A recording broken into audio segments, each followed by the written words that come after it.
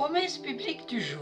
Quelle est la définition de la foi? C'est dans Hébreux chapitre 11 verset 1 où il est écrit: Or, la foi est une ferme assurance des choses qu'on espère, une démonstration de celles qu'on ne voit pas. Jésus est la source de la foi. Luc chapitre 17 verset 5, les apôtres dirent au Seigneur: Augmente-nous la foi. Dans Romains chapitre 10 verset 17, ainsi la foi vient de ce que l'on entend, et ce que l'on entend vient de la parole de Christ. Une foi réelle consiste à croire à ce que le Christ a fait pour nous. Romains chapitre 5 verset 1. Étant donc justifiés par la foi, nous avons la paix avec Dieu par notre Seigneur Jésus-Christ. La foi, c'est avoir confiance en Dieu pour toute chose. Hébreux 10 verset 38. Et mon juste vivra par la foi, mais s'il se retire, mon âme ne prend pas plaisir en lui. Une faible foi peut devenir solide avec l'aide de Dieu. Marc chapitre 9 verset 24. Aussitôt, le père de l'enfant s'écria: Je crois, viens au secours de mon incrédulité. L'espoir s'ajoute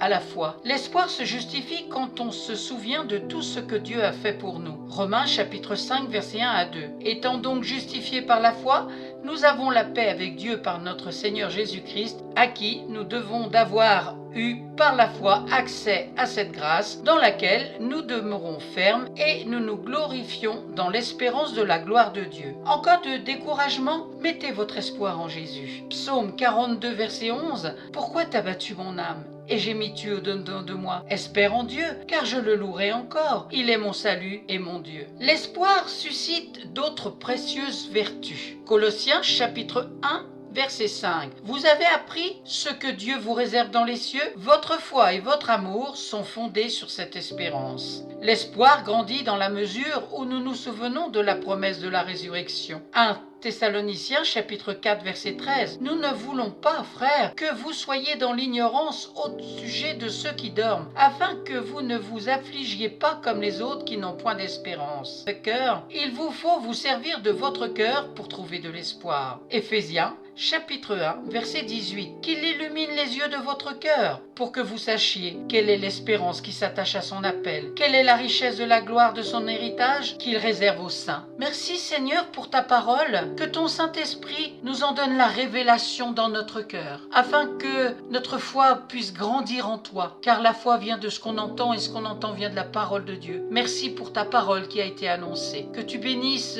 chaque personne qui a écouté ta parole et tu les aides, Saint-Esprit, à la mettre en pratique. À toi soit toute la gloire. Amen. Merci Seigneur. Merci à vous d'avoir pris du temps pour écouter Promesse biblique du jour et la parole de Dieu avec aujourd'hui la foi et l'espoir. Je vous donne rendez-vous à très bientôt. Bon courage. Soyez abondamment bénis.